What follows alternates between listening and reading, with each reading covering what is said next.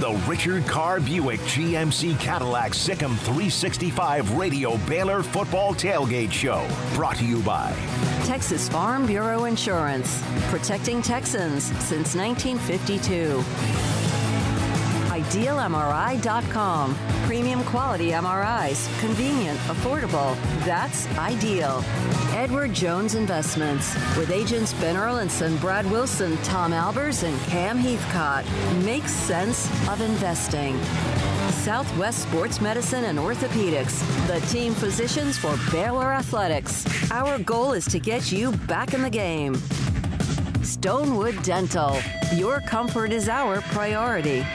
Richard Carr Buick GMC Cadillac. Your friend in the car business.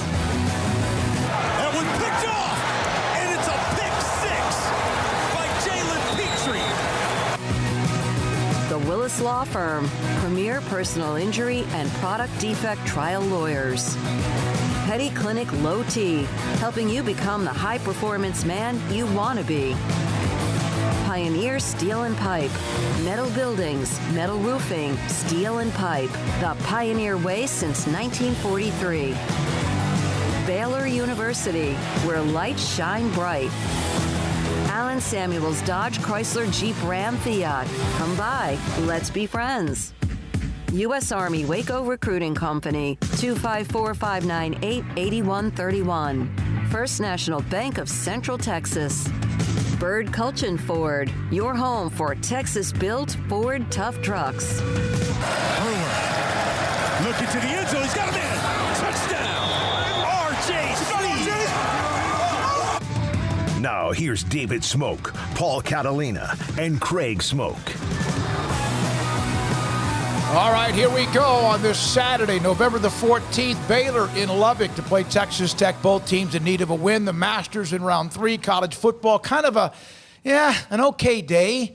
If you're a Baylor and Texas Tech fan, obviously you're focused in on that. The Big 12 with only 2 games today. Looking back again at some point today in a high school football weekend as week number 1 of the playoffs about to end. And a couple of playoff streaks ended last night around Central Texas as far as teams that will not be in the playoffs. Paul Catalina to my left, Craig Smoke to my right, David Smoke. Armstrong Sims runs the mothership. Our great friend and partner and owner, Brian Etheridge, on his way down into the Waco area. He'll be here a little bit later on today. Baylor and Texas Tech at 3 o'clock. We have looked at 5 games, 1-4, and we've done a lot about a could have been, would have been, should have been, but they're 1-4. Bill Parcells says you are who your record says you are, and I think that's fair.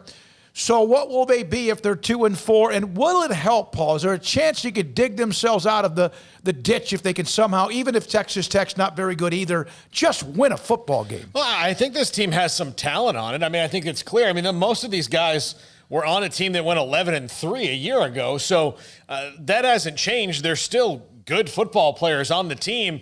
They just need to find what they're good at in this particular system and be consistent and keep playing. So yeah, I think certainly they can get better. And you don't know, we don't know what's going to happen to the rest of the teams in the Big 12 the rest of the year. I mean, they've got a week off after this, and then we'll see what happens. But you're going to tell me that Kansas State, they couldn't beat Kansas State if everything went right? I mean, they could have beaten everybody on their schedule if things went more right for them. So, see, I hear that, but they were down 30-0 against TCU. No, but I mean, so that's one game. But that's one. But I'm saying, and look, they were down 30-0 and still came back and made that a game. So again, if this team can put together 4 quarters, there's nobody on their schedule they can't beat. Yeah, that's the thing about the TCU game. You're right. They were down 30-0. How well were they playing? How well were they playing in comparison to the team we saw last week? How well were they playing in comparison to the team we saw in the fourth quarter? So, no, TCU, you should probably still say is a better team, but could Baylor, had they played better, won that game? I don't like going backwards too much on games that have already been determined, but yeah, you can make the argument that if they even show up in the first half, then they might win that game because 30-0 instead is 17-10, and the way they played in the second half, you can make the case for why they win. So, I mean, that doesn't really matter.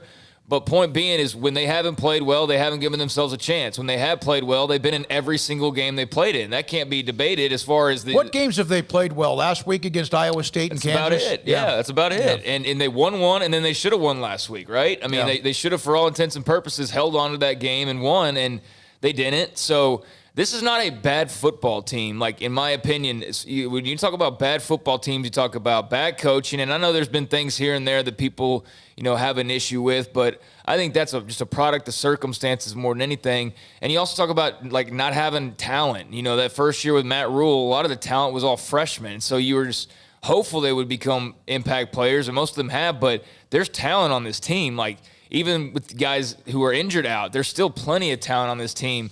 They have just as much as Texas Tech does. So, the only thing going in Texas Tech's favor is they're in Lubbock today, and it's apparently very windy, which I don't know if that even really benefits Texas Tech all that much. But this is a very winnable game. That's what I've been saying all week. That's what I continue to maintain. It's a very winnable game for Baylor today, but not if they play the way they did in the first half against TCU or the way they played in the third quarter against Iowa State. But if they play the way they did in the first half last week and the fourth quarter last week, then they should win this football game today. All right, so that game kicks off at 3. We're going to take you up until 2:30 with the pregame.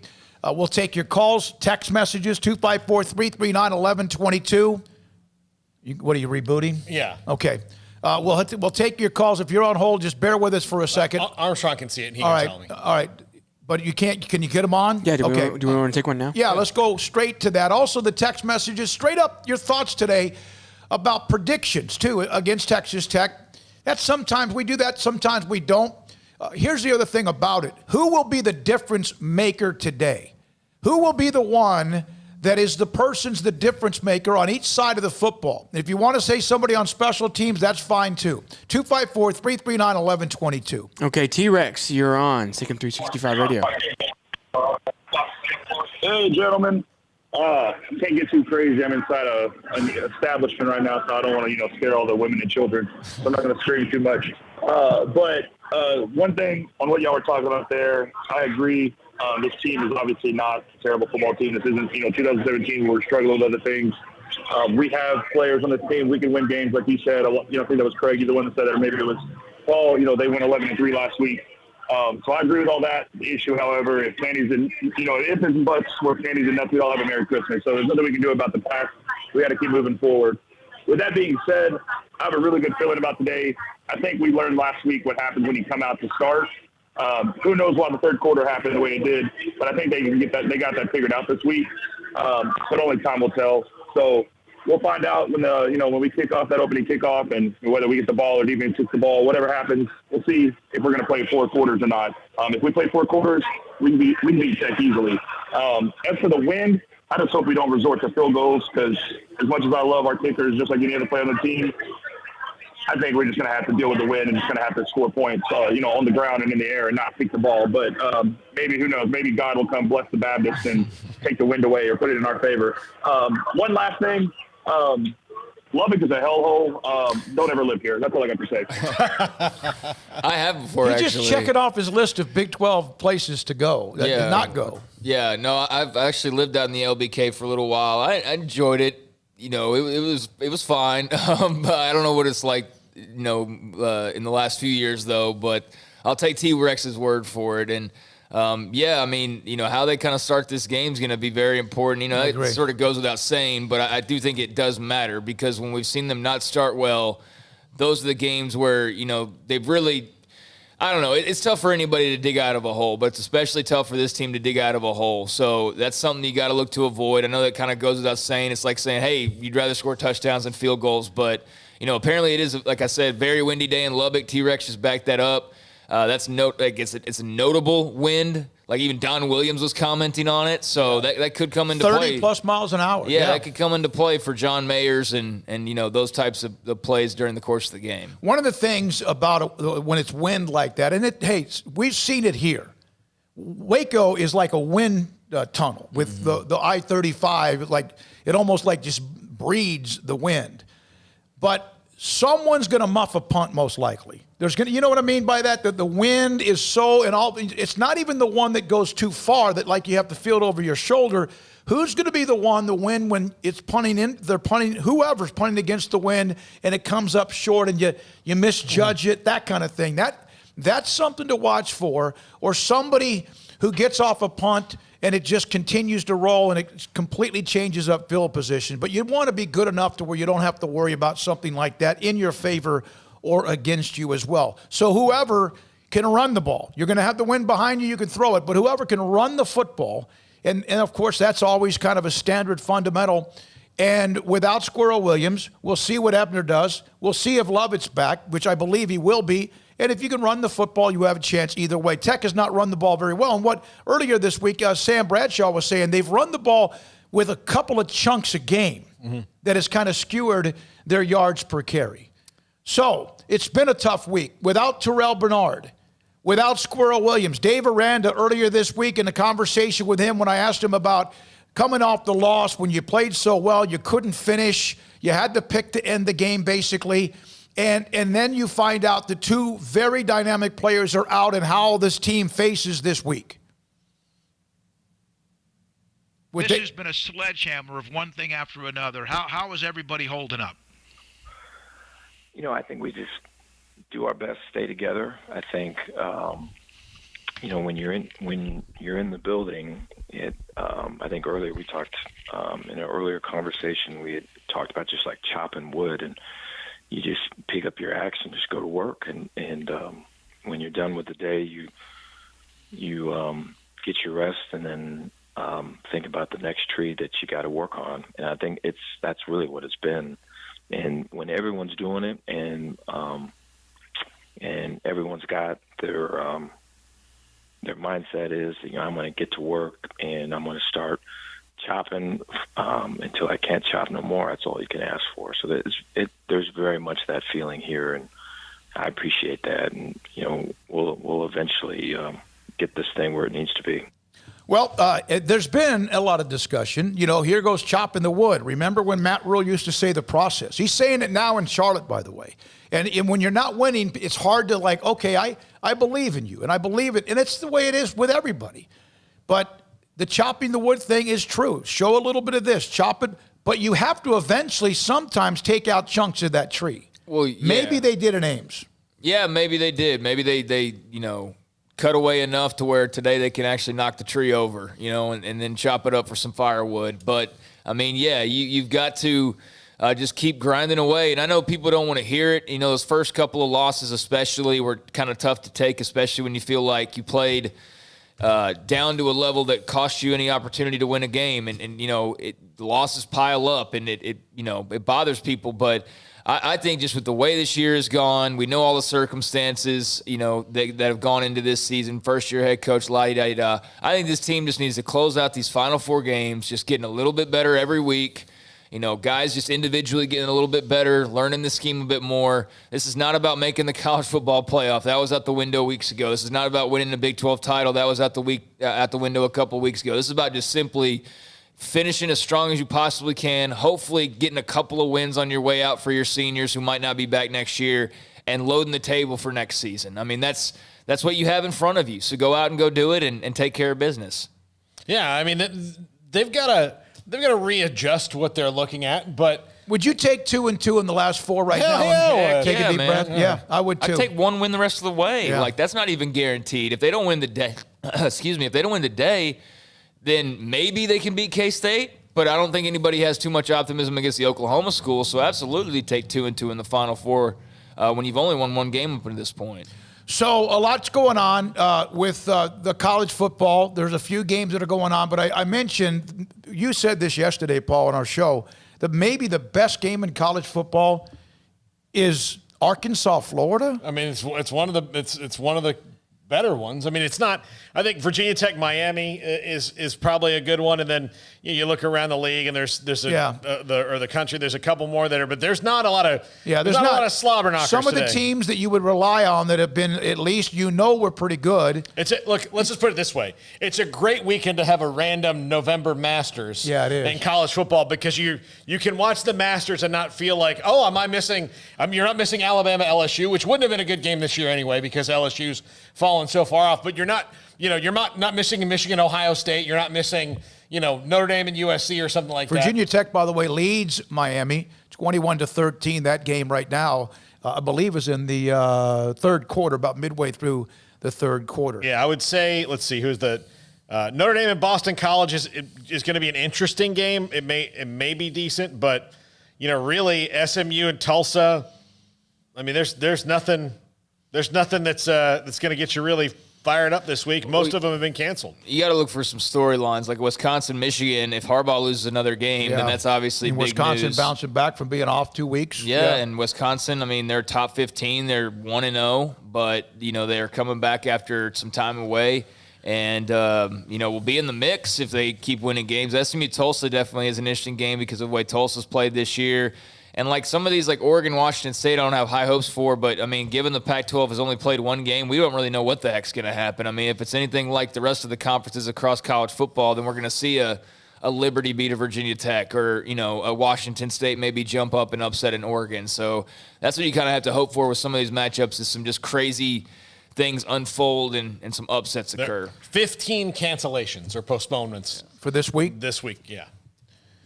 Yeah, the SEC pretty much wiped out the entire conference, and this was a week in which the Big 12 only had two games scheduled in the first place. Most of the teams that are in the mix are off. So Virginia Tech just kicked a field goal up 24-13 over Miami, so about midway through the third quarter. And in a couple of brand names that are both awful, looking for their first win, Penn State trails by 14 in Lincoln. They just scored a touchdown, and I have no confidence that will hold up. But it's nice to at least have a lead for about a half and a half. A half, is that right? Almost 3 quarters, but we'll see what happens with that. So it's just, there's some teams. Michigan State's getting drilled right now, just drilled right now. And they've been awful. And some teams have handled what this has been as far as the year better than others. Honestly, that's just it. That's what's happened. And some have not. All right, the Texas Tech series with Baylor. They're playing in Lubbock. We know they went to neutral last year for the first time in a while. Baylor leads the overall series, 39 wins, 38 losses, and a tie that started back in 1929. In Lubbock, Baylor is 14-23-1. They have not won a game in Lubbock since 1990 when they beat the Red Raiders 21-15. Of course, they went to a neutral site a few years back. And Baylor won last year at overtime in that 33-30 game when JaMychal Hasty scored to end the game and kept that dream season alive. Yeah, it's been a while since they played there. So that'll be interesting to see them back there today for the first time in, I forget what you said, but 1990 is the last time I believe they played in Lubbock.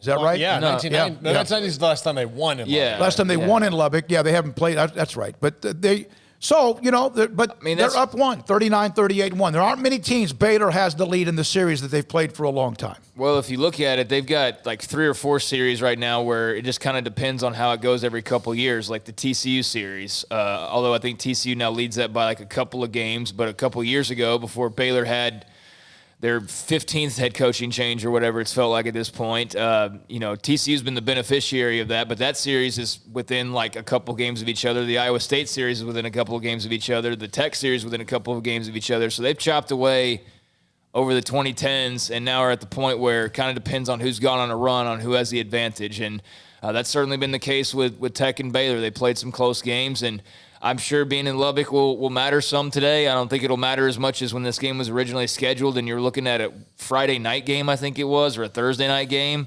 They were originally supposed to play with a full crowd. That would have been entirely different than today. So they had gone and played in Morgantown. I can't imagine that it's that much more difficult than having gone out there and played. So it is what it is. Regardless of where you're playing, you just need to get a win. We'll come back and update the Masters. The third round is about almost, some of them are starting to make the turn. John Rahm just coughed it up. Had a big mistake on number 8, which is a par 5. Dustin Johnson's having a great day. We'll get into that with you as well. Plus, we'll hear more from Dave Aranda. And we'll take you until, 2:30 today. Number to call, 254-339-1122. The text line is open. Your predictions on Baylor, Texas Tech, your thoughts in the game, and Sic'Em365 Radio continues in a moment. Boots add protection. Good boots help you climb better and move forward faster. And when your son or daughter steps into the boots of a U.S. Army officer, they also learn how to lead. In these boots, they'll gain more confidence with expert training in one of more than 150 occupational specialties. In these boots, they'll stand a little taller and lead a team with diverse backgrounds and areas of expertise to successfully accomplish whatever challenge comes next. In these boots, they'll earn respect with valuable experience from day one that will give them solid footing for success into the future. Highly qualified candidates who earn a spot on our team can receive comprehensive health care coverage, college tuition assistance, and a bonus of up to $40,000. See all the things your son or daughter can achieve in our boots at GoArmy.com. U.S. Army Waco Recruiting Company, 254-598-8131 or 254-776-1543.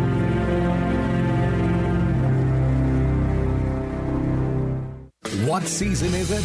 It's truck season at Allen Samuels. Ram trucks are raring to go, ready to work and play, and all feature the best deals of the year during Ram Power Days. Come get your brand new Ram Lone Star at Allen Samuels with 0% for 72 and no payments for 90 days. Or choose up to $9,250 in bonus cash and incentives. Ram, the highest pickup owner loyalty in America. Shop, apply, buy online. We deliver. Ram Power Days at Allen Samuels.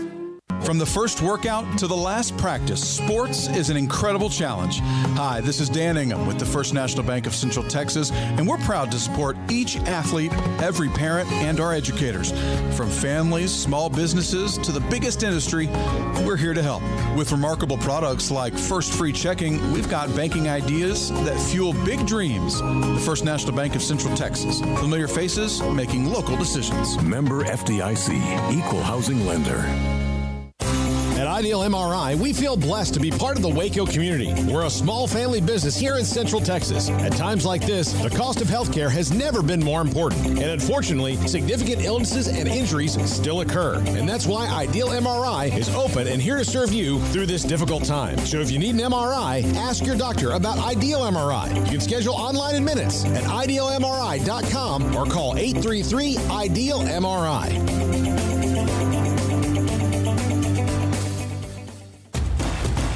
Hey, this is Bryce Petty, former starting quarterback and two-time Big 12 champion, and I know firsthand the importance of being in top shape both on and off the field. So listen up, men. If you're feeling beat down day in and day out and looking for that high-performance edge that separates the men from the boys, then look no further than the Petty Clinic Low T in Waco. Petty Clinic is a comprehensive men's healthcare clinic with an atmosphere catering to men. Board-certified Dr. Kent Petty has a special interest in offering the highest quality medical care to men of all ages. Some of the services offered include screening and treatment for low testosterone or thyroid, infertility, high blood pressure, diabetes, high cholesterol, sleep apnea, while offering comprehensive wellness exams and complete men's health lab panels. High performance men, remember, it's not just a Petty thing. This is Bryce Petty, encouraging you to reach out and Google search Petty Clinic Low T or go to pettycliniclowt.com and get your complimentary lab screening today. In the market for a quality metal building? Since 1943, Pioneer Steel and Pipe has helped Central Texas residential and commercial customers with metal building design, panel options, building components, and trim options. Pioneer Steel and Pipe's residential line is energy efficient, offers low maintenance, reduces insurance payments, is impact resistant, and carries up to a 45-year limited warranty. In addition, they can also help you find a metal building contractor for your project. Pioneer Steel and Pipe with locations in Waco and Bryan and at pioneersboys.com.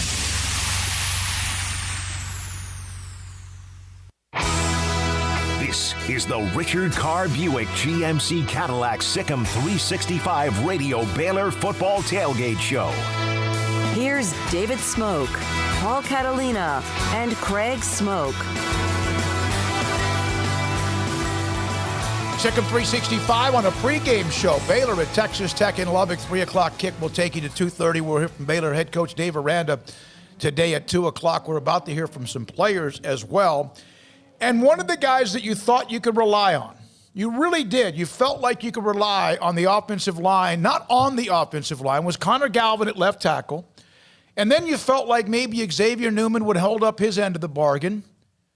And then you get the transfer in Jake Burton from UCLA, right? Mm-hmm. Yeah, they do. And then they just have not been consistent at all. Like, and you watch them last week and they pass block better. But if it's 3rd and 3 in a driving rainstorm and you need to run the ball because you can't see, are you going to rely on getting 3 yards with that offensive line, or are you going to rely on getting 1 or 2? When they're lining up on 3rd and short, and especially on 4th and short, I don't think, unless there's not going to be any push. And they don't have a back that's going to push the pile either. And Charlie Brewer can't push a Not pile. anymore. No, he used to be able to kind of find that extra yard. Yeah, but he doesn't. Now he just kind of gets stood up, and, there's not really much forward momentum. And, I think he had the one run he ripped off last week that was, a good little run down the middle or up the middle. And that was nice to see, but it was like that was all you saw. And then you saw like a handful of other plays where – his number's called and it's just like running into a brick wall. Yeah. And I think that, you either got to get creative or you just got to kind of cut some of that out. But, yeah, anytime they line up in 3rd and 1 and 4th and 1, I'm just like, I have no faith. Like, I really don't. I don't know what's coming. I'm typically expecting Charlie to try to push forward to no avail. But that's problematic when you're in that situation and you have such negative feelings about what the outcome will probably be. They had a 4th down last week, and they ran him on a zone read option. It's just like, and he got lost 3 yards. Like, he's not going to outrun anybody. Now, what he did at TCU when that game was on the line, that's what he was best at. He found that way. And that's, you don't want him, if they're struggling with 4th and 1, much less when they're trying to get a quarterback sneak. And I asked Dave Aranda, you'll hear it today at 2 o'clock, do you need a banger? Somebody who's a pile driver. And then you think, okay, what if it's Bohannon? But we haven't really seen him move piles either when they've run him on the Wildcat. It's almost been all kind of off right tackle or around the edge. And that hasn't really been. Remember Texas when they finally how to use Tyron Swoops? He was not very good at playing quarterback, but he was good at that. They found a way to use him in that. Baylor doesn't have that. I thought Bohannon would be that, and he hasn't been able to do it either. Well, let's give credit to the guy who started that trend, Blake Bell, that Texas then ripped off with, or didn't rip, but they copycatted with Tyrone Swoops because that was the Belldozer originally. But, yeah, Tebow was a guy that could always get you a few yards in any situation. But he had a great offensive line. Charlie's got an average, at best, probably offensive line. He's not a big guy in any way, shape, or form. Like a Jameis Winston or, somebody, or like even like a Tebow or an Ellinger who are just thick dudes. He's not that big. So, how about your running backs get you a yard? Yeah. My gosh. Yeah, you should. A running back, and Lovett's pretty physical. Ebner's more of the slasher. And that's what hurts with Squirrel, because Squirrel could find that yard. It was a small sample size last week, but he just hit it so hard and was so small that he could get you a yard, and that's going to be something that they had that they no longer have. I wonder if enough of what with Charlie was so good, and they were effective even when they weren't very good at 1-11 and then 7-6 early on. He was good on the quarterback keep, but a lot of times it was good because they would just boom. You know what I mean? Mm-hmm. That quick hit, tap the butt, let's go. When they have to wait to take the snap, there's, in my opinion, I have no faith in any of them being able to pick up a yard. No, and when you have guys in front of them, there's no movement. And you know what? That could be on the running backs. It could be on Charlie. It could be also you are the 5 dudes in the tight end. Move somebody. Yeah, and I think that the reasons are several-fold that we've been through over and over again. But let's really just go back and look at how with this offensive line these guys have all played since they've been here.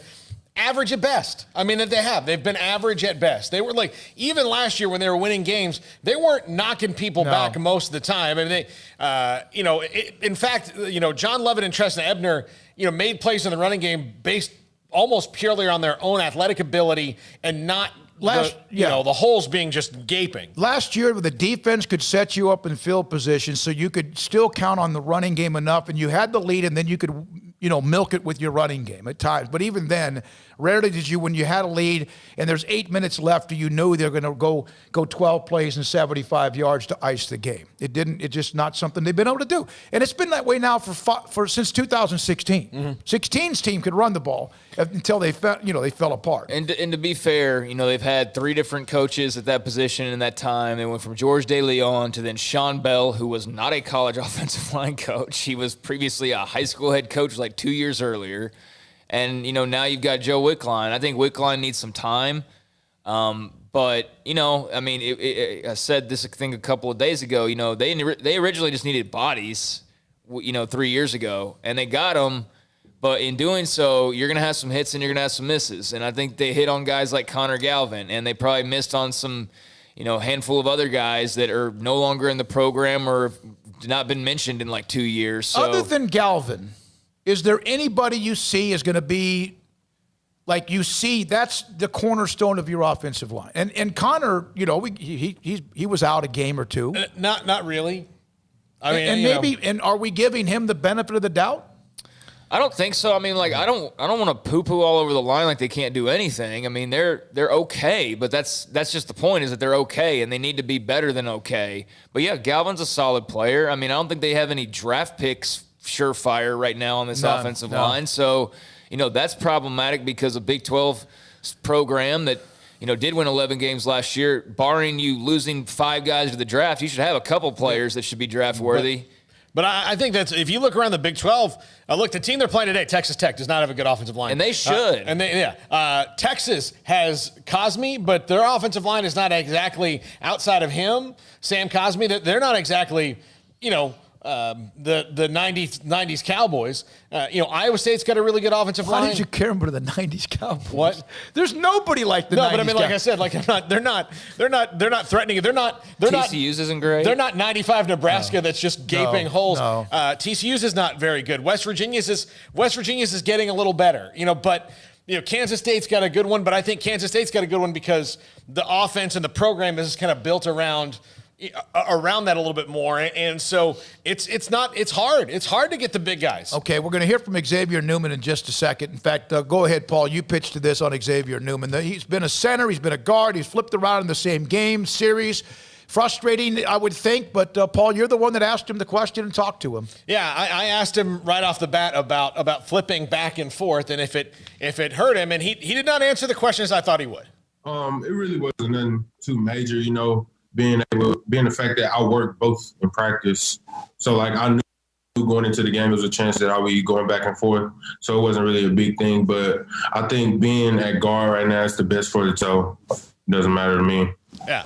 I have a different assessment of how that went for him. I think it was a big deal. And I think that it was a big deal for not only him, but the whole offensive line.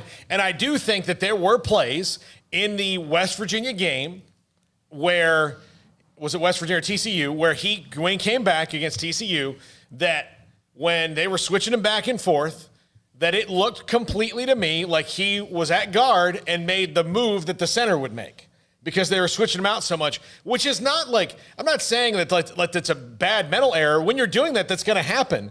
If you've ever played offensive, I can just tell you, if you've ever played offensive line in practice and the coach goes, okay, hey, switch over the side real quick. Somebody's got to get some water. And then they say, okay, we're going to run 32 counter trap. And the first time you run it in practice, you step to the left instead of the right. Yeah. You know that. And so that those things do happen. They have been better since they've kept the same guys at the same spots. And I think that that's going to help. I just don't think that you're going to see within the year the offensive line go from zero to hero. It takes a long, long time to build that chemistry and unity and all that on the offensive line. And you asked him about the reps and if the reps had helped. And here's his answer on that. As an offensive line group, having 5 guys playing together consistently is a very important part. And, we had break and people were being direct contacts and getting COVID. That was kind of hard for us because we weren't able to practice as a group, since I would say fall camp. So I would think these last few weeks having everybody back, everybody together, that's been really good for us as a group. And it's just something I want to see us, continue to do better and grow on. Yeah, and I could even give into that, even entering Texas, even a game or two. But now this is 3 or 4 consecutive weeks they've been able to practice. Yeah, no, we should see improvement. I don't know what, individual expectations are. I'm not expecting this offensive line before the year is up to turn into some, super solid unit. I'm just not. I don't think there's, necessarily enough time left or cohesive amount of time left for you to find that unity. There's 4 games left. What are you going to find with 2 to go? What does that really do for you? You just want to see, like I said, I just want to see improvement, man. I want to see a team that came out like last week, excited, energetic, ready to make some plays, not dropping the interception attempt, like maybe a couple weeks ago, but grabbing that football, setting your offense up. I mean, there was a lot to like about last week, including the offensive line. I mean, they gave Charlie some time last week in certain circumstances. They needed to do it a bit more, but, they opened some holes for Squirrel. And hopefully they can open up some today for John Lovett. But, that's one of their weaknesses. It is. It's been all year. It's going to continue to be. And they got to find a way to play around that. The 325, give T-Rex a video call segment for every pregame show. I'm ready to win in the Butt Bowl. My prediction's 33-17 Baylor. I'm also ready for basketball season. Baylor Bend 2010. Yeah. And then he said about giving T-Rex a video, I don't think T-Rex wants the government to know where he is. Probably not. And although, he's always on location. If you'll ever know, he kind of gives you an idea where he might be. But there's, he doesn't want the satellites to know. You ever watch the spy movie where the spy calls and it's like, listen, Simpson. Yeah. And then I'm coming for you. And then he just leaves the phone on. Yeah. And they find him. I think that might be T-Rex. He may be that kind of crazy. Yeah, he might be. Yeah. All right. The Masters update. Dustin Johnson, they have already started the third round. Some had to finish their second round earlier today, bright and early, they teed off at, for example, 6:30 Eastern time.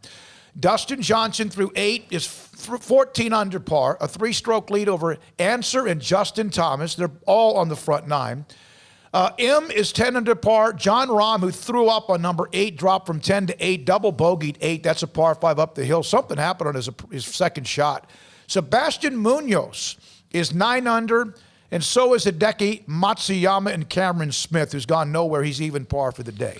McIlroy's 4 under today. Remember, he has 4 over in the first, or 3 over in the first round. He's now 7 under. Webb Simpson, Patrick Reed, Cantley, all 7 under par. Koepka just went 6 under par. I think he's on number 11 or 12. Tiger Woods is at 4 under par.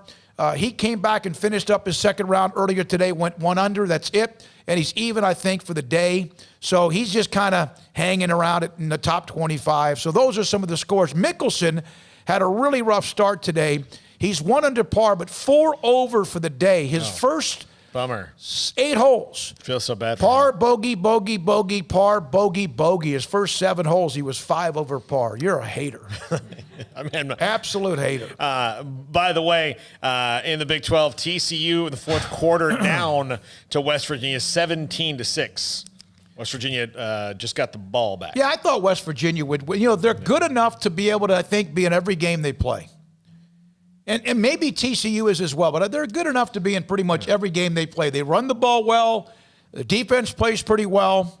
17-6. That would be a nice win for West Virginia. It's now it'd be 24-6. Jarrett Dagey to T.J. Simmons, 38 yards and a touchdown. Extra point to come, 23-6. Yeah. Okay. Hey, man, you look around the Big 12, not like TCU's blowing people away offensively, or Tech, or most teams, quite frankly, outside of Oklahoma. I mean, not even Oklahoma State has a great offense. No. I mean, they struggle to score points. Yeah, and how do they, with the people they had back? Because of the circumstances leading into this season. I mean, we talk about them and then we kind of gloss over them. We're like, oh, yeah, there's that. And I know why. It's because we're saying the same exact thing and everybody doesn't need it pounded over their head that COVID's been an issue and is now once again an issue. And fingers crossed for basketball season, guys. It's already looking super sketchy because we just can't help ourselves. But, it's affecting everybody. You think Michigan State's really this bad? I doubt it. They're probably not very good, regardless of circumstances. But they're even worse because they haven't had the right amount of time.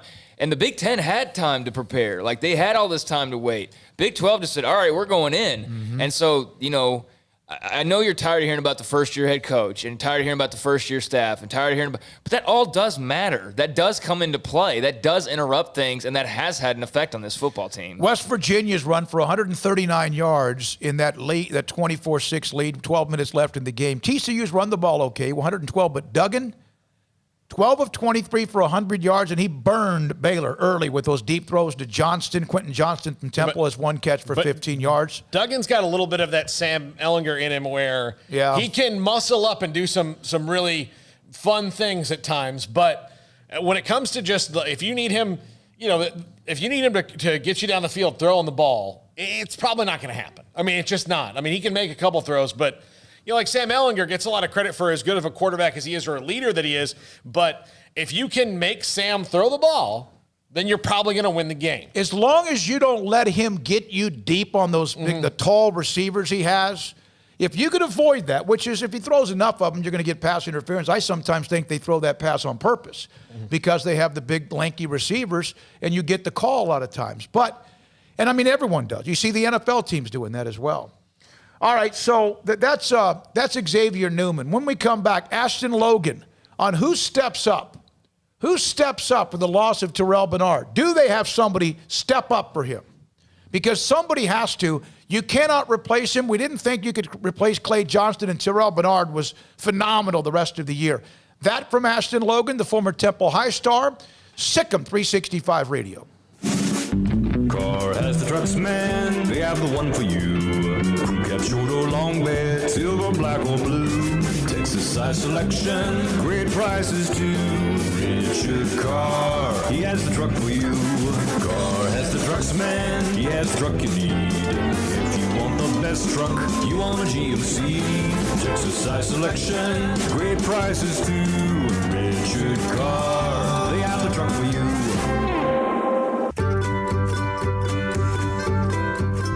You want to know why Stonewood Dental is so successful? Listen to what happy customers have to say. Pleasant. It's different than any other dentist office. I really feel like they care.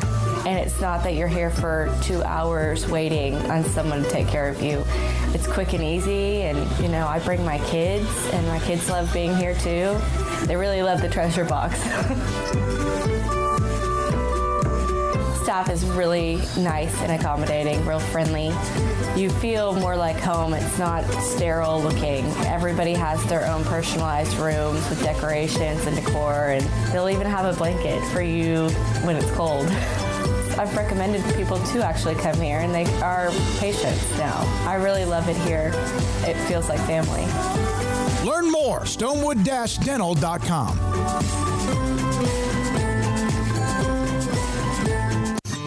With more than 160,000 alumni worldwide and counting, the Baylor family is growing. And through the university's expanded Baylor alumni program, the family is growing closer.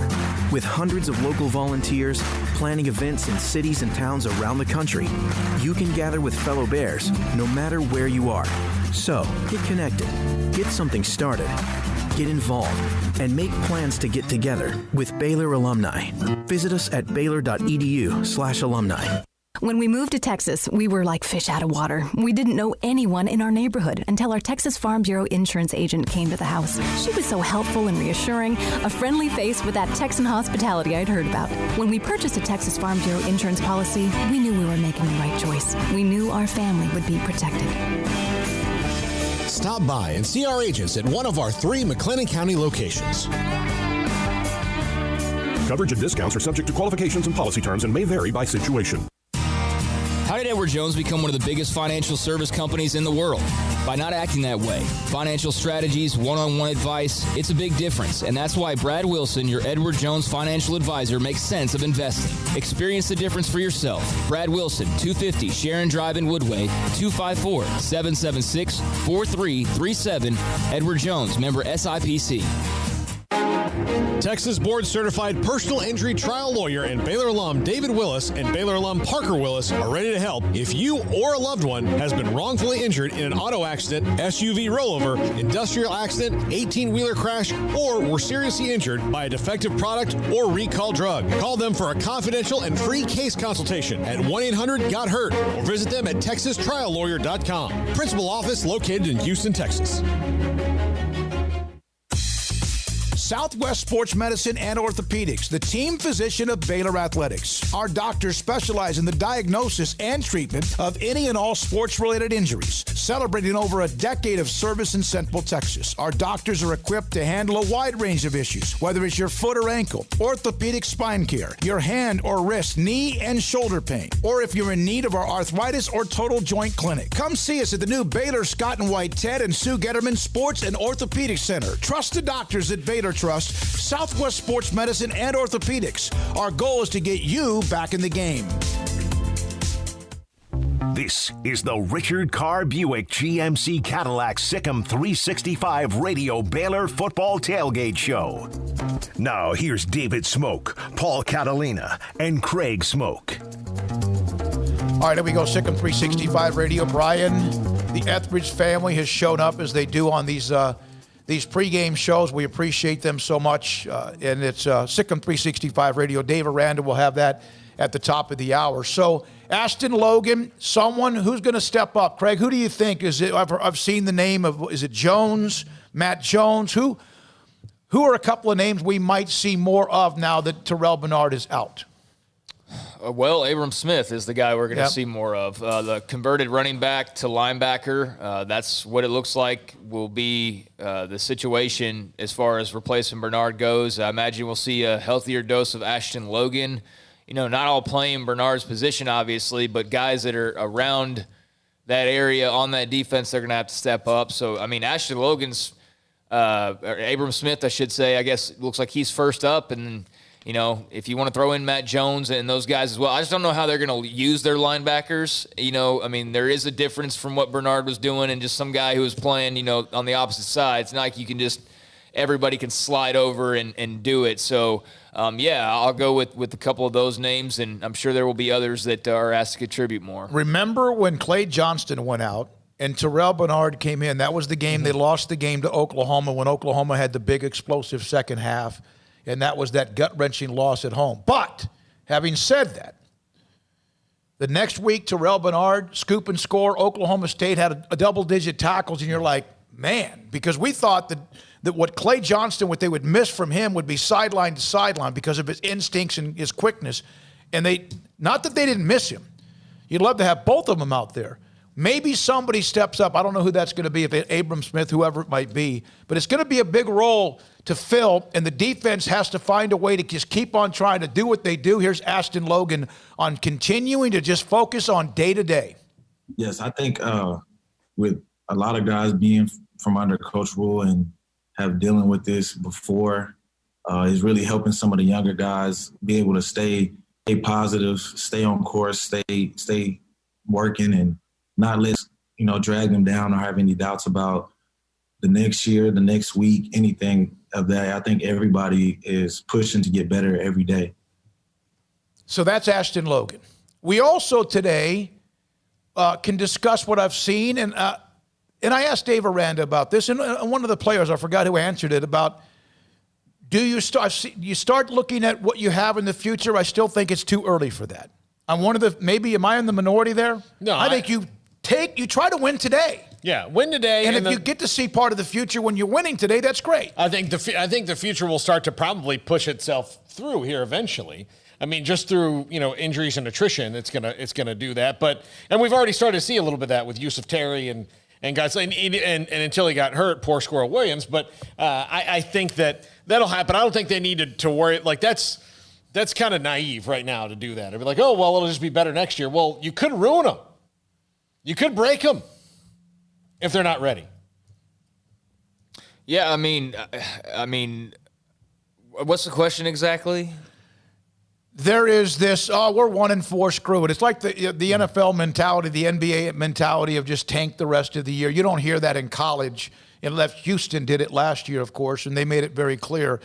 But it's like, well, let's start looking at the younger guys. I still think you have to try to win today. You try to win this week. You don't look yet. There's a reason it's an off season. Right now you're in season. If you have a chance that some of the young guys get a chance to play and help you win, that's fantastic.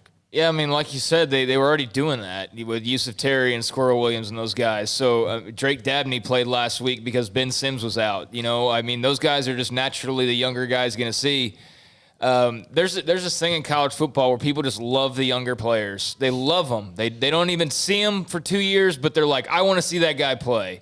And it doesn't matter even if you got Lamar Jackson at quarterback. Like, I want to see Jacob Zeno. You know what I mean? Like, it's crazy, but we do get excited about these young guys. It was exciting to see Terry and Williams, and we'll probably see some more. But, I mean, halfway through the season, I don't know that there's really any guy that we haven't seen so far that's going to be that much of a difference maker for you. If he was, he'd be playing right now. Mm-hmm. Your difference makers are already out there. So other than through just natural losses or what have you, leading to guys seeing more time like an Abram Smith, there's no reason to force anybody out there unless you have a position that's just so underperforming that you go, hey, what the hey? I'm going to throw somebody else out there. But no, this isn't a give up and with 4 games left, throw it to the freshman class. No, absolutely not. Absolutely not. That'd be a disservice to his seniors. I agree. Or anyone. Well, yeah, but especially to the seniors. They're like, hey, sorry, guys, we're going to basically throw up the white flag on the last 4 games of potentially most of your careers, even though this is a free season and all of them could return in theory. But, yeah, you don't throw up the white flag on potentially Lovett, Ebner, Brewer, all their last games. No, you want to go out and win, man. Go out and win. You can win today. You can win next week. And then if you win a couple in a row, man, who knows? But, just worry about the day. And whoever wants to step up and make a play, whether they're a 5th-year senior or a true freshman, they just need people to make plays. Doesn't matter who's doing it. Yep, 325. Thank you very much. Good news. He said TCU down. It was 17-6, now 24-6, and they also are back into TCU territory as well. I'm kind of surprised by that. I'm kind of surprised it's that much of a deficit. I think TCU is going to be one of those teams, though. I mean, you're going to see that week to week where they'll play somebody close, and then they're going to step in, and somebody might pop them a little bit. Yeah. And just couple of scores of interest, and this is one of the fun teams this year, and you could see this building a little bit last year, is Indiana. 24-0, 13 minutes left. They're winning at Michigan State. They're 3-0. It's at Ohio State next week. Yep. And who knows what's going to happen with that. But that's one of the games. Probably beat 45-10. Yeah, they could be, but they're a fun story. No question about it. Marshall leads Middle Tennessee State 35-14. Remember, it was the 50th anniversary of the plane crash recently that was horrific. Liberty, 55-14 over Western Carolina. They're not playing a top 25 team, but they're about to go 8-0. That's one of the games of interest tonight, or the interest going on right now. What's interesting about that is, Liberty's not playing a road juggernauts, but they did beat Virginia Tech. So, you can't make the excuse that they haven't played anybody. And Western Carolina, while Liberty is 7-0, Western Carolina playing in their first game this year. So a team who's played 7 games versus a team who has played 0 heading into today. I did not realize that with them. But think about if you just had these games on the schedule today. Alabama, LSU might have been a rout. Most likely that was what you would think, but that still would be a nice game just because of the names. A&M and Tennessee, Georgia, Missouri, Auburn, Mississippi State, and, of course, those are all SEC games. And on Friday night, last night, I don't know if you saw the end of this game. Cincinnati routed East Carolina 55-14. At one time, it was like 41-10, and they called a fake punt. Mm-hmm. I don't know who the head coach is at East Carolina, but he and Fickle had a very long, it was not, finger pointing. It was no yelling. They kind of had their mask on occasion. One of them would bring it down as they made a point. But East Carolina was a little bit upset about running a fake punt, 41-10. Fickle kind of acted like that wasn't a big deal. Well, he kind of denied that. Yeah. And then all of a sudden, and there goes Penn State for about an 80-yard touchdown. God. And then I know that means nothing to the Baylor fans. But Fickle in the postgame immediately said, yeah, we shouldn't have done that. That we should not have done that. I mean, sometimes you call those things because you get the look. You've given the punter or the personal protector, if they get the look that they want, then they just call it. Mm-hmm. And so sometimes it's on the play. I mean, I'm not going to say it's on the coaches. And if the opponent comes after you and it forces you to do something, then you know what? Then that's going to be, you're going to play like that. It's like if you're up 20 in a basketball game and you take out your starters and somebody else keeps pressing you, well, then you may want to start sending a message back, right? Okay. Well, and again, stop them. Western Carolina has not played a game until today. No, because their season's starting. They're going to be playing into April. So this is their first game, and then they will play they'll play next week, then they'll have a week off. They'll play December 11th. Then they won't play again until February the 20th. Wow. Then they'll play 4 weeks in a row, and their season is really weird, and this is their first game. So Liberty playing, their 7th, 8th game, and playing a team that hadn't played yet. I'm sure that's playing somewhat into the score, but Liberty's one of the feel good, or not feel good. They're not feel good, but they're one of the bright spot stories, I guess, of college football. 254-339-1122, the number to call when you want to come on. If you'd like to give us a prediction of your thoughts about the game, like some of you have. T-Rex opened up with what was going on as well. on the Riverbend Liquor and Wine text line as well. And now we got a couple of minutes, and then we go to Dave Aranda. Go ahead, Craig. No, I was just going to go right ahead. What do you have? No, I don't have anything. Oh, okay. Go right ahead. I thought you were showing me your laptop for a reason. High school football. Duncanville beat Cedar Hill 28-14 in one of the best statewide games. Did you see what Allen did to Geyer? Yes. Beat them badly. I think in the end it got within about 18 or 20 points, but they scored like 50 points at halftime and beat Geyer. But last night, Midway was beaten badly by DeSoto. It's the first time since 2006 they will not make the state playoffs. And the way that season went, they probably weren't going to make it anyway because of the loss they had to Mansfield 2 or 3 weeks ago. So they're out. But all things being... And still 3 games to go. But see, all things being equal, if this was not a COVID year, Midway was going to have... that was going to be a mad dash for 4th place in that district anyway. And so, there was... when the district realigned and they came out with that in February, you're like, DeSoto, Cedar Hill, Duncanville, they're in. Yeah, so... You're looking for the 4th spot. Those guys are going to get in more than, When that came out, you had to beat Mansfield, Waxahachie, and Lake Ridge. Yeah. And then, of course, you had to take care of business against Waco High. So there would have been a shot had they, lost to those, played a normal season, lost to those 3 teams, and then... But they lost to Mansfield. Yeah, but and again, that could have happened this year or any other, it wasn't... Even if they had full strength, if there was a classic Midway team... even last year's Midway team or 2 years ago that was, dropped off a little bit from the state championship run, those teams would have, They're going to lose those 3 games. Yeah, they're going to lose those 3 games. Those were 3 district losses. And then you're still, white knuckling. In a playoff game, maybe when they had some of the teams they had over the 10 years, but no, they're done. The best, most impressive win last night has to be China Spring. China Spring goes into the 4A Division II. And beat 9-1 Jasper and beat them convincingly 45-19. Emmanuel Abdallah had 231 yards rushing, 3 touchdowns. Bowden had a long kick return, ran for, I think, 2 or 3 touchdowns. And they smoked Jasper 45-19. Up next for them is West Orange Stark. That's up a notch. That's up a big notch. They won big. That same region, of course, has Carthage looming. Salado moved on because of a forfeit with Rusk. So they're into the second round as well. Crawford won, Bosqueville won, so the 2A Division I teams took care of business. Mart won by forfeit. They're going to play for a long time. Lorena was good.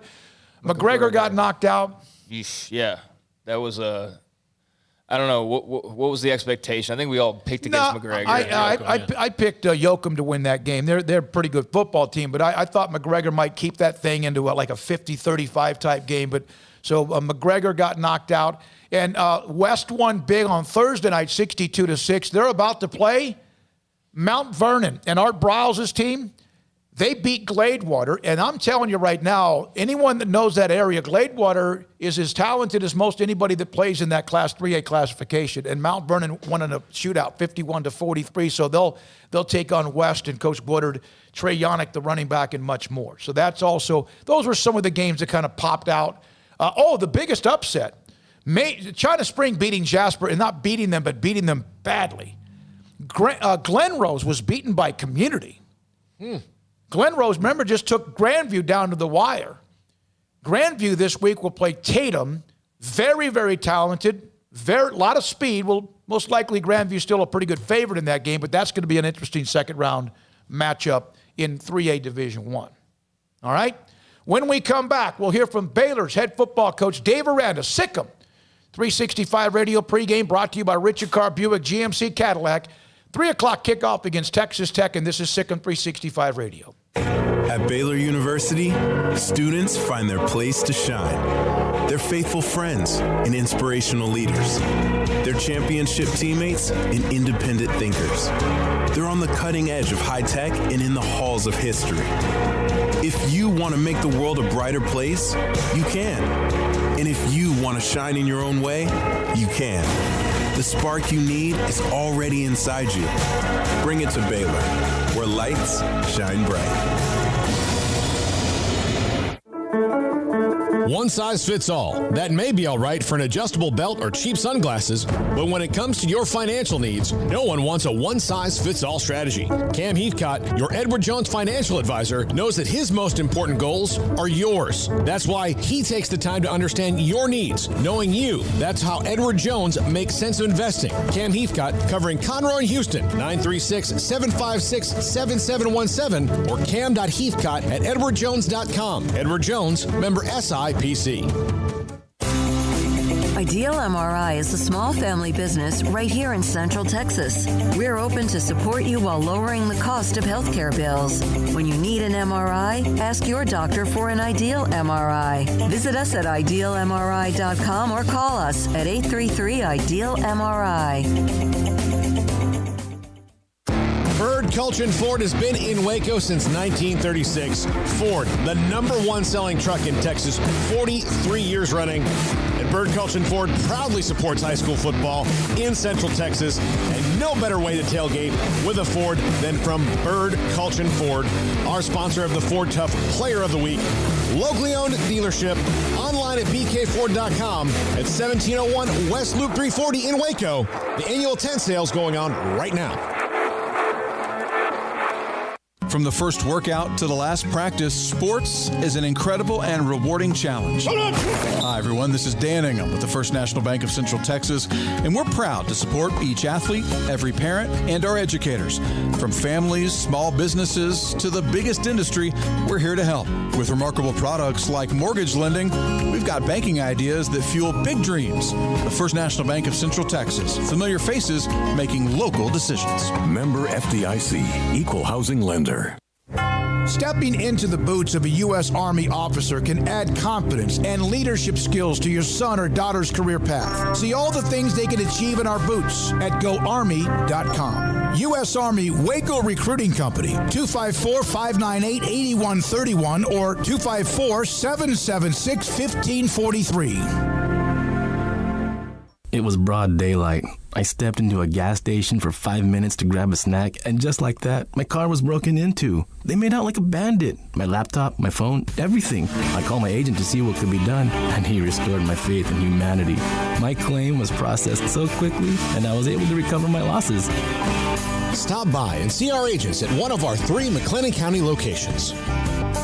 Coverage and discounts are subject to qualifications and policy terms and may vary by situation. This is the Richard Carr Buick GMC Cadillac Sic'Em365 Radio Baylor Football Tailgate Show. Now here's David Smoke, Paul Catalina, and Craig Smoke.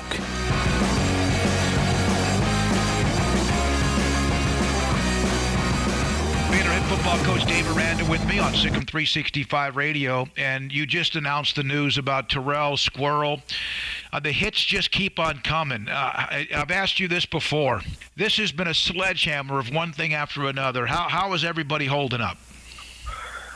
You know, I think we just do our best to stay together. I think, when you're in the building, I think earlier we talked in an earlier conversation we had talked about just like chopping wood, and you just pick up your axe and just go to work. And when you're done with the day, you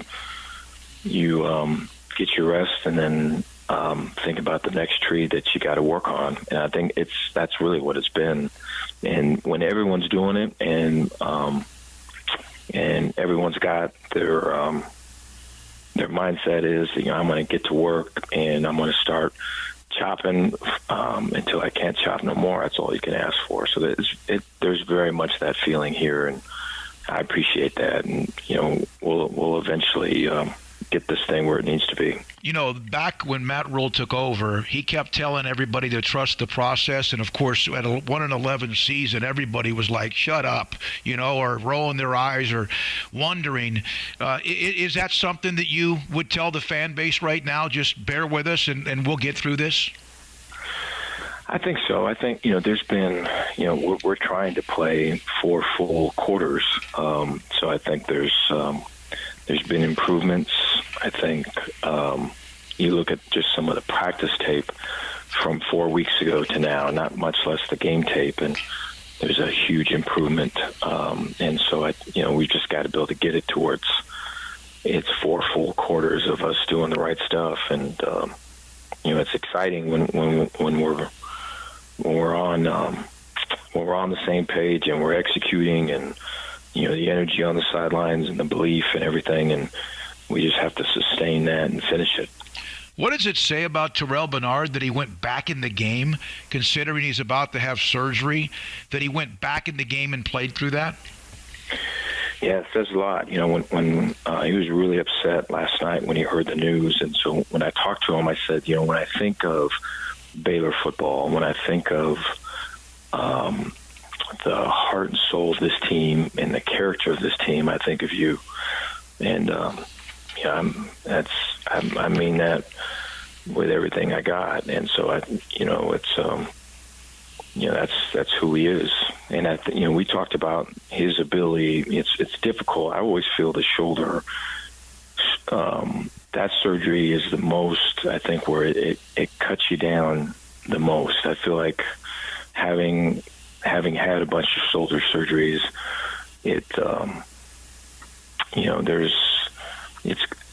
you have to humble yourself to lead, and if there's one guy that can do that, it's Terrell. And so he's gonna grow as a leader in this because of he's going to be even a better leader than he is now.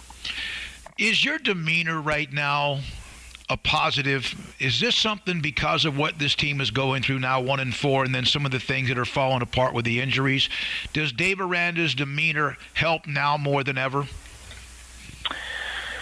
I imagine it probably does. I just look at it as just trying to always look out and try to help where I can. And there's a bunch of guys that are struggling. I think nobody, when you're not having success, I think as coaches you feel it, and players certainly do. I think players, just some of the COVID restrictions that we have, just seeing their families and just everything else, I think all of that is real. And so for us to be there for our players and to get to the person-to-person piece, I think is really the key. And so I think spending time to do that, and then when it gets to the football and we get on the grass, improving, slow, steady improvement, and let's get it right. Let's make sure the foundation's right. I think all of those things are at play. But, looking outside of yourself to help other people, I think that's really the key right now. You have had success in a lot of different places. Has anyone ever given you advice if you as a coach ever doubt yourself? And I'm not saying that you are right now. Obviously, it's a tough time. But is there anyone that has ever given you that peace of mind of when things are like this, then this is what you need to do, or this is how you need to do it? No, but there's been times just as a coach where things have been tough, and you just see how people do it. I think that's always I just feel for all of just not having ever really been a big talker to begin with, and never been a big whether it's stuff on the wall or whatever it is, it's always been like how a person treats other people. And how does that person make you feel?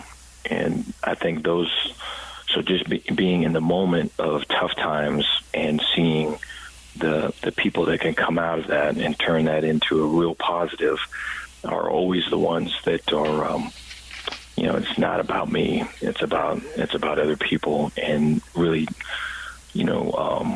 working on relationships and building connection and making sure everyone's seen, heard, and valued. I think those have been really common traits in guys that have been down and have gotten back up. There's no question the pick by Charlie at the end of the game was deadly. He and the team were in a position to perhaps go into overtime. Everyone can dissect the play, who was open, whatever. And a lot of players after the game on social media, I don't follow a lot of them, but the ones that I do, kept saying, he's our guy. We have Charlie's back. Stop saying this or that. That's one thing. Teammates should have teammates back. Do you get that impression? And secondly, are the coaches all on board with what Charlie is doing? I get the impression that Charlie is a leader for us, and so when at practice, just his ability to not only command the offense, the players and the scheme, but also give the offense some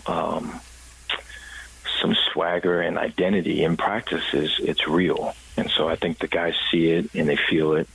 And so, it's been getting it to Saturday, has been the fight. And so whether it's this half or it's,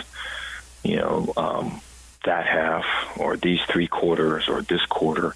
And so I think the consistency there is where we can certainly improve. But, the coaches as well as the players, they see it in practice and they see the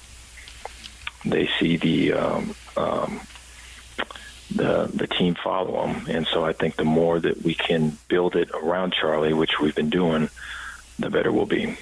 You have a 1-4 record, that's obvious, but is it tempting at all to start looking at the future? And I'm not focused on just the quarterback position because I know what Charlie's done and also what, as you just said, but I'm talking about elsewhere, especially with the Mulligan year and the redshirt years. It's just like everyone gets to play a year for free.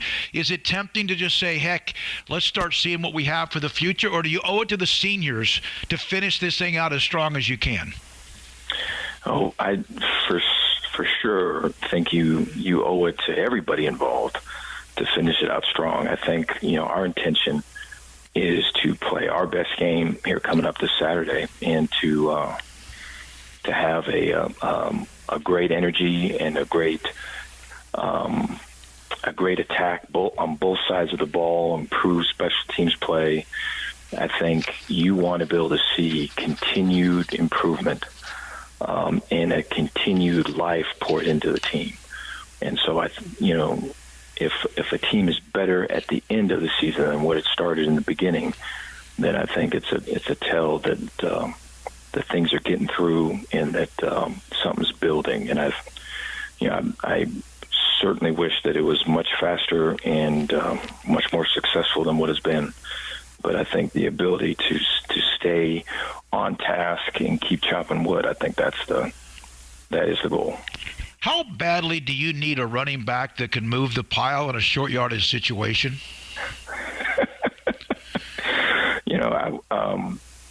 That's an area we've got to improve, and I feel like it showed up on Saturday, and it's been evident in the weeks previous. I think just the physicality that's required there, I think overall is an area that for me needs much more improvement than where it's at right now. And so that's something that's ID'd and circled, and something that we're going to, in these last weeks that we've got, that we are all aiming to make a lot of improvement on.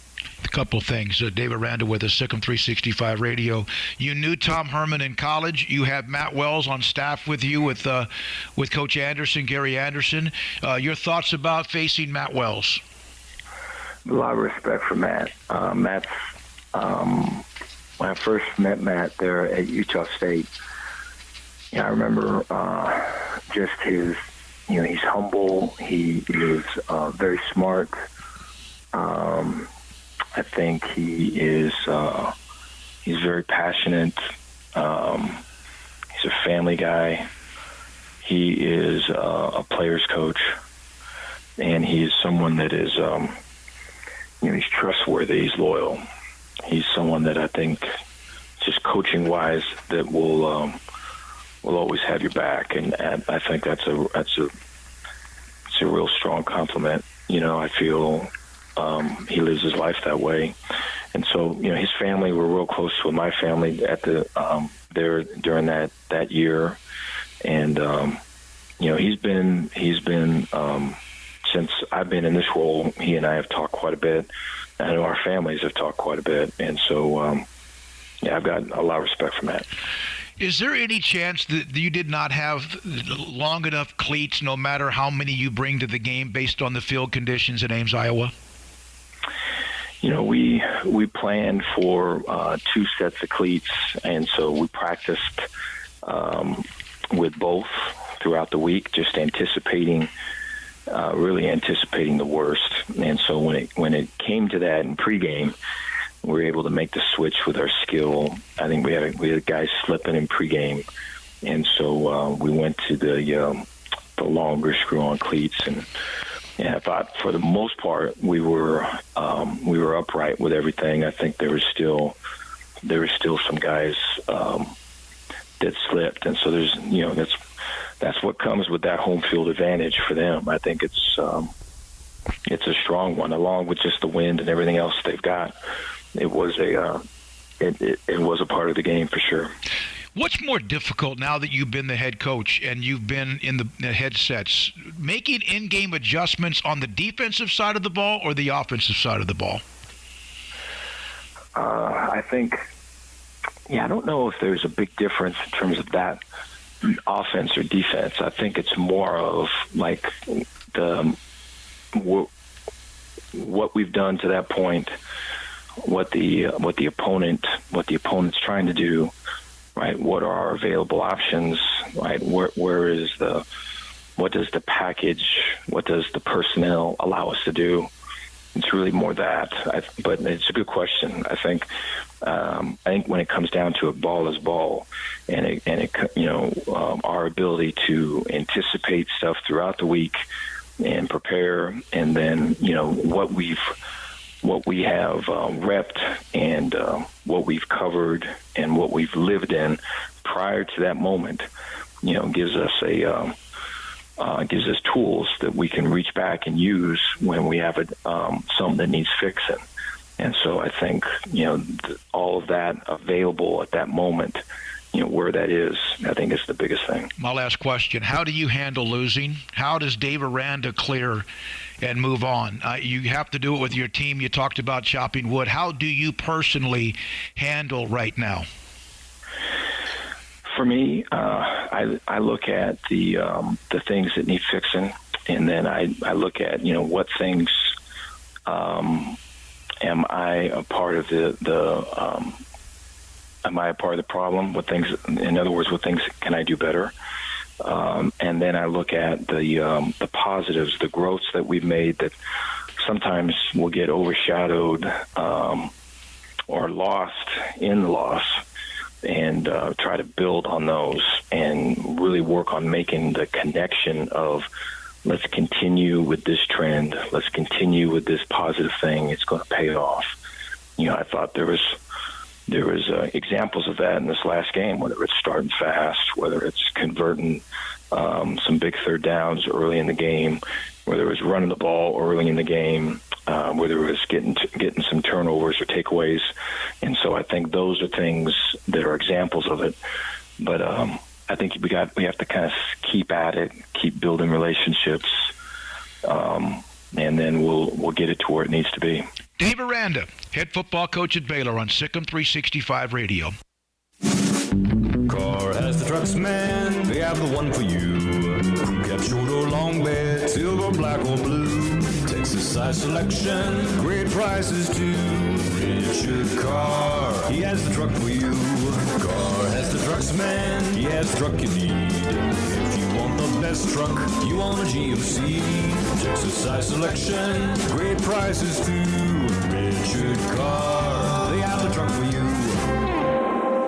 One size fits all. That may be all right for an adjustable belt or cheap sunglasses, but when it comes to your financial needs, no one wants a one-size-fits-all strategy. Ben Erlinson, your Edward Jones financial advisor, knows that his most important goals are yours. That's why he takes the time to understand your needs, knowing you. That's how Edward Jones makes sense of investing. Ben Erlinson, 100 North 6th Street in Waco, 254-759-8533. Edward Jones, member SIPC. At Baylor University, students can shine in their own way. Or should we say their own ways? Because there's no limit to the ways Baylor students make the world a brighter place. Whether they're leading a student organization or following a higher calling, getting advice from faculty, or taking part in world-class research, pursuing their dreams, or working toward their dream job, students find their place to shine at Baylor, where lights shine bright. Texas board-certified personal injury trial lawyer and Baylor alum David Willis and Baylor alum Parker Willis are ready to help if you or a loved one has been wrongfully injured in an auto accident, SUV rollover, industrial accident, 18-wheeler crash, or were seriously injured by a defective product or recalled drug. Call them for a confidential and free case consultation at 1-800-GOT-HURT or visit them at texastriallawyer.com, principal office in Houston, Texas. In Texas, there's pea-size hail and baseball-size hail. Guess which one hit our house? We didn't even know where to begin, but we called our Texas Farm Bureau insurance agent, and he was so reassuring. He knew exactly what to do to get our house back into shape and our lives back to normal. Now, we're even more thankful for the roof over our heads. Stop by and see our agents at one of our 3 McLennan County locations. Coverage and discounts are subject to qualifications and policy terms and may vary by situation. At Ideal MRI, we feel blessed to be a part of the Waco community. We're a small family business right here in Central Texas, and our goal is to bring down the cost of healthcare while maintaining high quality. At times like this, the cost of healthcare has never been more important, and unfortunately, significant illnesses and injuries still occur. That's why Ideal MRI is open and here to serve you through the difficult time. We offer premium MRIs just like a hospital with state-of-the-art technology and specialists, but you'll pay less. Sometimes thousands of dollars less, whether you're using insurance or not. At Ideal MRI, we accept most insurance and there are no hidden costs, even offering financing if that's needed. Everything included in the price, and you'll not get something as a surprise in the mail later on. If you need an MRI, ask your doctor about Ideal MRI. They'll know. You can schedule an appointment safely from home online in minutes at idealmri.com or give us a call, 833-IDEAL-MRI, idealmri.com. This is the Richard Carr Buick GMC Cadillac Sic'Em365 Radio Baylor Football Tailgate Show. Here's David Smoke, Paul Catalina, and Craig Smoke. All right, back here, Sic'Em365 Radio. Patrick Lawrence, who looks like he could play right now. He said he's down to about 295. Good for him. Former offensive lineman at Baylor. He said living in the complex here. Got engaged, about to be married, and good for him. He looks in great shape. There's no question about it. All right, I'm completely what did I tell you about? Last week it was Florida State, wasn't it, Paul, we were watching during the game? Yes. Huh? Yes, Penn State has made every catch. They're about to tie the game up against Nebraska, and I hate college football. Hate it. The game is not over yet, and Nebraska can still win. But I know you don't have much optimism. But that's cool to run into Patrick Lawrence, former Baylor offensive lineman the last few years. And, small world that he's going to be kind of in the same vicinity as us as he's moved back to Waco. And we'll be getting married soon, as you said. So, cool. Kind of cool. We got these setups here, and here's a former Baylor football player right above us. So that's pretty neat. And he get his master's degree. That's awesome as well, and continues to do whatever he could possibly do to continue on with his degree. Final score, West Virginia 24, TCU is 6. TCU drops to 3-4. West Virginia now 5-3, 4-3 in the conference. And then still, because the way the standings are set up, they will need to win out and have somebody else lose a couple of times, but still they're in the mix. They're still in the mix. Yeah, they're still definitely in the mix. They're in the mix. That's all that matters. That's all you want to be. For what? Who? Well, there's only 2 games left for them, isn't it? The best they could do is 6-3. That won't get you in. No, they can't get in. TCU's not getting in the Big 12 title. Is that what you were trying to say? Not TCU, West Virginia. But neither one. I don't think is set up for that. But, I mean, West Virginia – look, man, you get out of this year just with some positivity, I think you won. There's a goal for every team out there to go win a national title. Well, for 95% of the country, that's already been eliminated. So what do you then go and do? Well, you try to win your conference. Well, for 75% of the country, that's probably already been eliminated, if not higher. So, again, I'll just keep hammering it home. I just want to see a good performance and see a team that's getting better. That's all this should be about, is getting better and of course, winning along the way. Today's a prime opportunity to do that. West Virginia still does have Oklahoma. They play them at home, and then they play at Iowa State. So they got 2 of the tough games ahead of them. That game was in Norman, I'd say no doubt what that outcome's going to be. And Morgantown maybe maybe closer, but I'd still pick Oklahoma to win that game. Yeah, I think Oklahoma's actually found I think they found who they are again. I think early in the season there were some things that were going on that they didn't know. Look, they've been playing better defense. They're not Oklahoma national championship level defense, but they've been playing better defense. Alex Grinch has started to make some inroads there, and they're not giving up just gashes of yards to people anymore and ridiculous scoring drives. That's over. And so if they can do that a little bit with the offensive weapons they have, they're going to be really good. I think Oklahoma, they know that the road to the Big 12 title still goes through Norman. Yeah. Whether they're in that game or not this year, people are going to have to beat them to get there, including Oklahoma State. Daggy threw 2 touchdowns, ran for 1. Levy Brown, we've talked about him, 156 yards on 24 carries. And that's what Iowa State has. That's what West Virginia has. Someone that can give you the 130, 40-yard game on the ground and also carry the ball 20 to 25 times. That's what they have. And Baylor, of course, has certain players, but none of them that's the meal ticket where you can handle the ball 20, 25 times. Ebner can be explosive. He showed that again even last week on the little pass over the middle that he took 59 yards. Well, I'm interested to see how much of a workload that John Lovett gets today, coming off of the concussion and having not played in a couple weeks, but certainly in need of somebody to take some carries. And, Quaylon Jones came in last week and he looked okay. I think he's, with a full week of prep and all that under his belt, probably got a little bit of a different mindset. But, I'm curious to see the running game, especially with the report about the wind. Charlie's not got an arm that's going to slice through even – I'm not trying to bag on the guy, but you know what I'm saying. He doesn't have a super strong arm. So if it's super windy out there – yeah, you got to throw lasers against the wind. Yeah, you got to throw it really, really precisely and with some strength behind it. And we know that last week he might have, was over-accommodated a little bit on some throws to kind of almost try to throw it hard.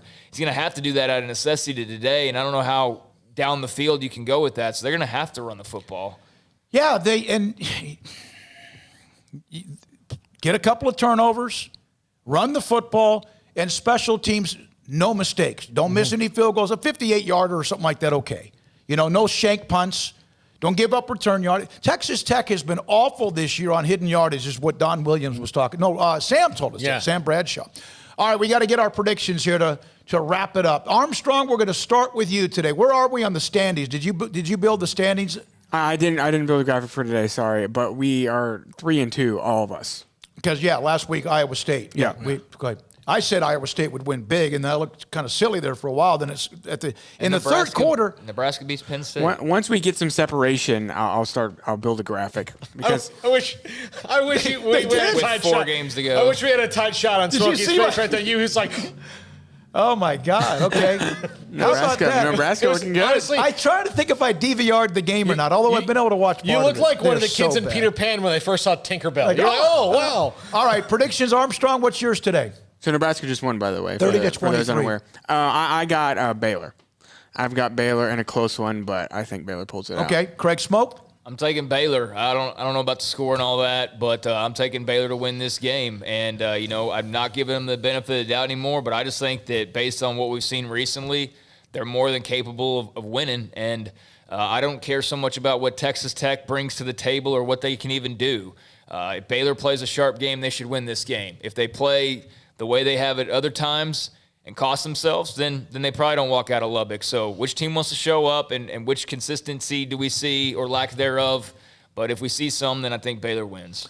Yeah, I think Baylor wins. This is not going to be, this is not one of those games where you're like, man, I got to see these two teams play. If you're a college football fan that's not a fan of either of these two teams. But I think Baylor wins. I wrote a column this morning on Sic'Em365.com. I wrote it last night. It debuted this morning about Matt Wells, and that Texas Tech just doesn't have. They don't know who they are, and Texas Tech needs to figure out who they really are as a program and everything going forward. I think Baylor wins. I think Texas Tech just does too many bad things inconsistently, and running a quarterback in and out. I don't think it's ever really worked out for anybody. That's not already worked. Why it worked for Steve Spurrier when he had Doug Johnson, Jesse Palmer doing it? Because everybody else around them was amazing. Yeah, everybody else was an elite player. Mm-hmm. Also, on a note of John Werner of the Waco Trib saying that John Lovett, Tyquan Thornton, Ben Sims, and Byron Hanspard, who was out last week, Those are out again for the second consecutive week. Jeez, okay. So no Lovett, no Taekwon, no Sims, and no Hanspart. Thank you very much to the 254. Well, Drake Dabney, you made your first career catch I like and what he touchdown. looked like, Go back to that well.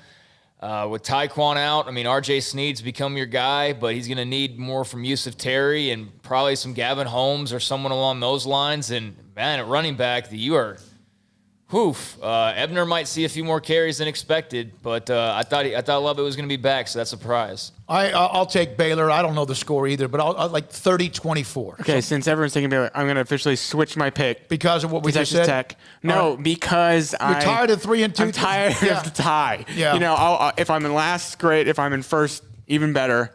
But I'm tired of the tie. You want to be with me? Can I join you? Sure. Go for it. Do whatever you want. Until I see a way that they can play a game from start to finish, I'm going with Tech too. Okay, yes. Just for something different. What the heck? If I'm wrong, I'm wrong. That's great if you're a Baylor fan. All right, thanks to a lot of people here. Brian Etheridge is cooking us some lunch, as always. Thanks to Waco Custom Marketplace. Incredible hospitality. Appreciate Patrick Lawrence dropping by. Thanks to Armstrong Sims, runs the mothership. Paul Catalina, Craig Smoke, I'm David Smoke. Baylor, Texas Tech, just after 3. Brian, are you doing a little cut-in at halftime? Of course. Yeah, absolutely. He'll do a cut-in at halftime right here. Sic'Em365 Radio. Then JD and Drake will be in the postgame as well. 3 Nations Beer sponsors that halftime update. You're darn right it does. I'm David Smoke. Have a great afternoon. Sic'Em365 Radio.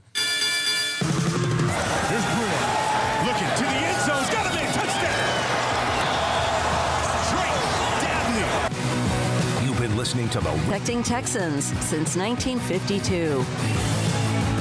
IdealMRI.com. Premium quality MRIs. Convenient, affordable. That's Ideal. Edward Jones Investments. With agents Ben Erlinson, Brad Wilson, Tom Albers, and Cam Heathcott. Makes sense of investing. Southwest Sports Medicine and Orthopedics, the team physicians for Baylor Athletics. Our goal is to get you back in the game. Stonewood Dental, your comfort is our priority. Richard Carr Buick GMC Cadillac, your friend in the car business. That one picked off, and it's a pick 6 by Jalen Petrie. The Willis Law Firm, premier personal injury and product defect trial lawyers. Petty Clinic Low T, helping you become the high-performance man you want to be. Pioneer Steel and Pipe, metal buildings, metal roofing, steel and pipe, the Pioneer way since 1943. Baylor University, where lights shine bright. Allen Samuels Dodge Chrysler Jeep Ram Fiat. Come by, let's be friends. U.S. Army Waco Recruiting Company, 254-598-8131. First National Bank of Central Texas. Bird Culchin Ford, your home for Texas-built Ford tough trucks. Brewer, looking to the end zone, he's got a man.